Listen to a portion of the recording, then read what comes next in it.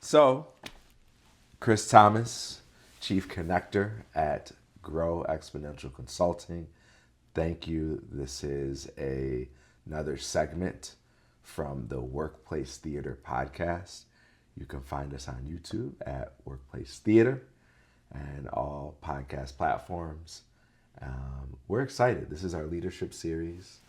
Got another amazing leader that I've gotten the chance to know over the past, I'd say, 5+ years.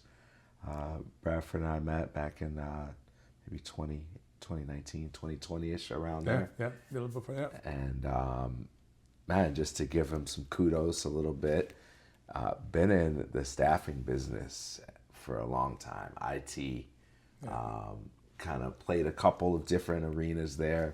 Michigan grad, let's go. Yeah, And national champs. ooh, for what? Football. Okay. Last year. But you weren't. Did No. you play any? No, hell no. Okay. National champs, so keeping strong there. Yeah. So I looked on, as I do everyone's, their LinkedIn pages, and then there's these endorsements that you can get towards the bottom. And I looked up, and so this gentleman had 75 endorsements for recruiting, 60 for temp staffing, and 51 for leadership. And that's a lot of endorsement. Go look at some people that you know. Look at see how many they have. For him to have that many in 3 different categories, the one we want to highlight today, though, is the leadership one, because you've been leading teams, which is right now one of the toughest things to do, is to deal with people in the work environment. So who are you? I mentioned a couple tidbits, but who is Bradford? No, great question. So, I am one who has stumbled through life just like we all do, and I've learned that you don't learn much from your successes. You learn so much more from your mistakes and your failures, and I'm a person that has learned how to cobble that together into something that's meaningful. And I agree with you. Leadership is probably one of the toughest things, and what businesses lack now more than anything else. People tend to be promoted because of the production that they have, and they move into, and as they talk about the Peter Principle, where you are promoted to your highest level of incompetence. Yes, you perform in a role, and they decide, all right, we're going to make you a manager. And so few organizations spend time developing management and leadership skills. And I think the ones that step out and do more of that are going to be the ones that really excel. And who am I? I'm someone who's benefited from some companies that have taken a lot of time to invest in me and help me learn the wrongs that I've made. Love it. So, little icebreaker here. Yeah. If you could think of any book or podcast or movie that has inspired your leadership, what would that be? Wow. So I was gonna go with podcast, and there were so many podcasts that have come out through the past 4 or 5 years. Through leadership changes in our government, and I would say, actually, and I'd have to go. I'd have to go with the Jack podcast, which was done by 2 people who worked in the federal government who had lost their jobs, and the podcast was all about Jack Smith, and it went day by day through all the motions that were filed that now have all been dismissed. But I think the reason that it impacted me is because it had such great clarity, and there's something about the law that I think is very important, that things need to make sense, and you have to understand the why behind everything. And we'll get into that later, but understanding the why behind things is, I think, is what really helps people understand why they need to come together and get stuff done. Good question. Do you think some people are blocked from understanding the why because of past experience that they've had?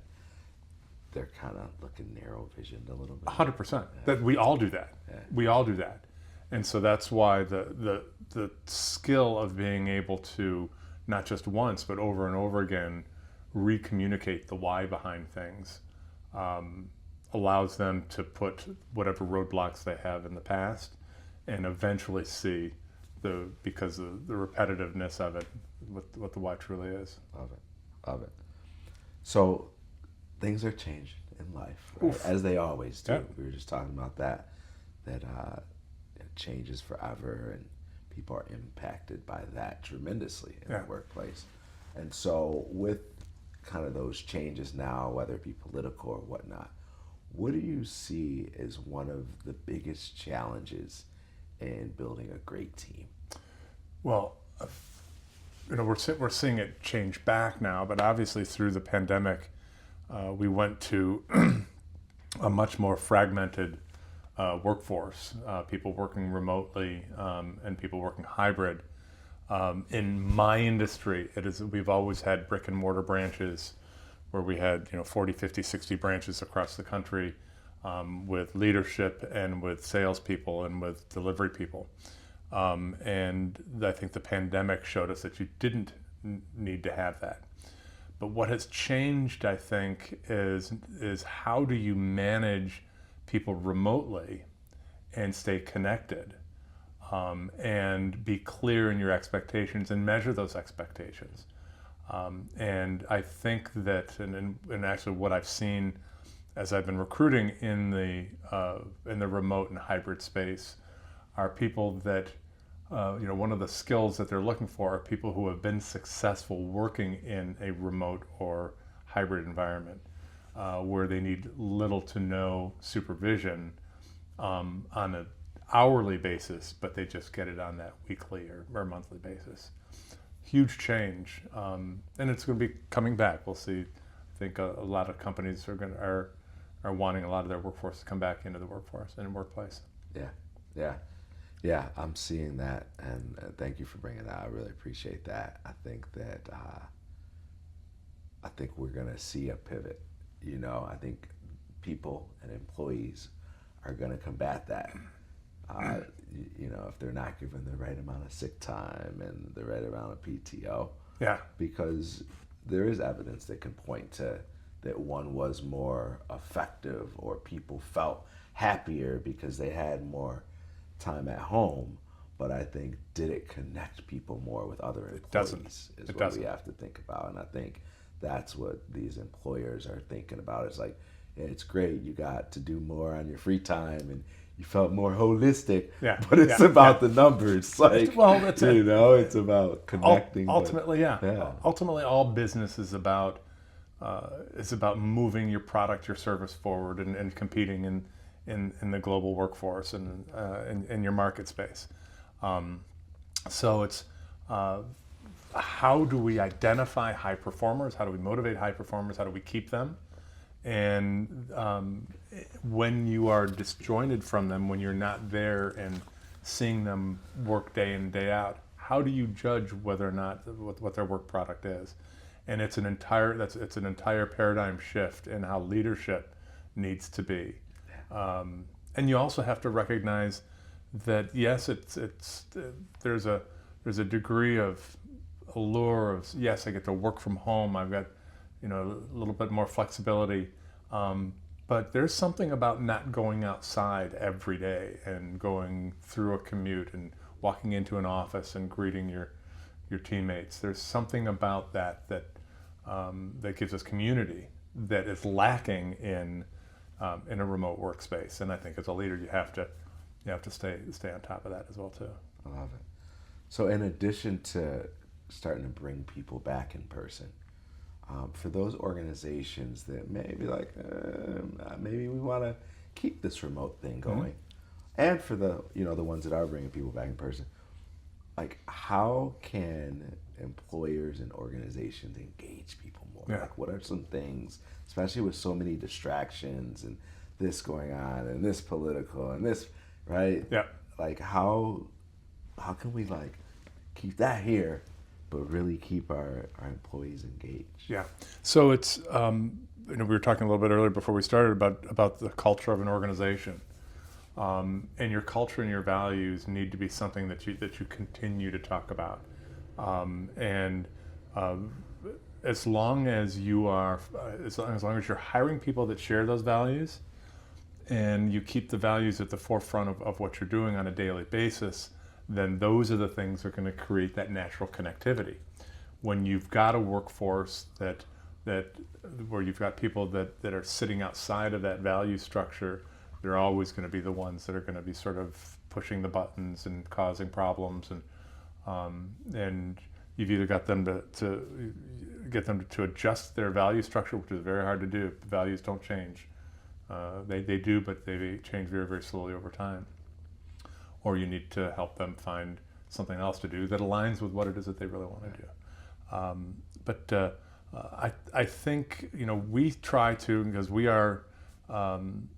I'm remote now, 100% remote, but I'm in the office. I go to the offices, once, twice a month, so I'm on the road quite a bit.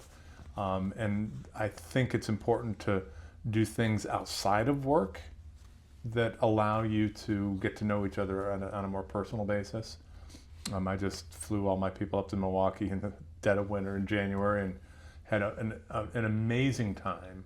And we all walked away where, coming into it, I was a little bit concerned that, some of the frictions that we have on a normal basis, would rear their ugly heads, and the opposite happened. They came together like glue. It was great. That's huge. Yeah. Right? Like work's going to be work. Work's going to be work. The projects and the deliverables are going to be there. Yeah. But real work gets done when people feel more connected. Yeah. Absolutely. And how can you make them feel connected? What are the things that you can do where they feel that, so the people need to know, one, that they have a place to go to, that they're valued. But I think especially in today's age, people want to know that they're being invested in. So it's not just yes, they're valued, so you make your income from it, but you're also valued enough that they want to put more in your tank. And if they feel valued and if they feel that they're being invested in, then you'll get their attention. Love it. From a leadership perspective, obviously this is the series. Yeah. Is there like one principle that you could think about, if you could pick any, that has really helped guide you over the years? I'm going to give you two, because I think they are they go hand in hand. And one is one that my dad taught me early on, and my team hears me say this over and over again, is that poorly or uncommunicated expectations is premeditated resentment. Let me repeat it. So poorly or uncommunicated expectations is premeditated resentment. The value of being very clear in your expectations. And what you'll see oftentimes in the workplace is people will say, well, you said this, but I meant this. And if someone takes a directive and they go off and they put their heart and soul into something, but it's not what you wanted, and you come back at them and say, that's not what I wanted, and it's because of your lack of clarity, they're going to resent the effort that they put in that isn't rewarded or isn't valued now. And they're also going to resent your inability to communicate it. So right off the bat, expectations, clear expectations, and then have fun around that is critical. And the other piece I think that goes hand in hand with it is be willing to hold people accountable in private, but hold yourself accountable in public. Ooh, that's deep. Leaders have to. So many leaders pretend to be perfect, and ask the 50 people that took the time out of their day to, to give me a kudo, they'll know it's that I'm not perfect. And I don't try and be perfect. I try to be who I am, and recognize that I'm not perfect. And when I mess up, and take accountability publicly. That creates a space within the organization where people can come to you and know that you're vulnerable, and what a great opportunity to go back to people and say, hey, you know what one thing would you want me to do better? And you'll get real good answers out of that if they know that you're that type of person that says, I screwed up. Yeah. And be open for change. Open for change. And change. When they suggest things, yeah. Be ready to do that. I love it. Is there this maybe along the lines of the same question, but different question? Is there one thing, whether it be a principle or something that you think leaders need to shift as we are kind of already off to the races in 2025? I think it does go back to it, but I think, again, being that ability to fail, and willingness to fail, but you have to take extreme ownership of that failure. What we're seeing right now, the economy still hasn't really taken off yet. In the IT space, I think there are a lot of companies that have held off on some of the investments that they need to make. And so there's a pent-up demand. And businesses just aren't running at the speed and that they want to be yet. And so as a result, because it's been such of a slow return, there's a lot of pressure on leaders to go out there and get their group to perform. And I think it's really important that leaders understand that ultimately everything falls on them. And if they point their finger at anyone else, the rest of the team is going to look back at someone and say, this is not someone who takes accountability. And we use in that term accountability as I think to a certain degree sometimes overused, and it's overused simply because people aren't showing their own personal accountability. So I think that if there's something that people should shift, it's when the pressure comes on from senior leadership or from the board or from your shareholders. It's how do you digest that and then put forward something that shows that you are owning all the mistakes that are made, and you're owning the decisions that are made. That will inspire people to perform better. Taking ownership. Got to take ownership. Take ownership. And one finger in, out, three fingers back. Yeah. So, like that. Anything that you want to leave people with around leadership? Anybody that may be tuning in, trying to be a better leader, trying to deal with leadership challenges, groom leaders. Yeah. Anything? As I said earlier, leadership is learned. It's learned, and it can be trained. And if you're out there and you're in a position where you're responsible for people, take the time to invest in yourself and read up on leadership courses, watch some TED Talks, journal some of those things that resonate with you.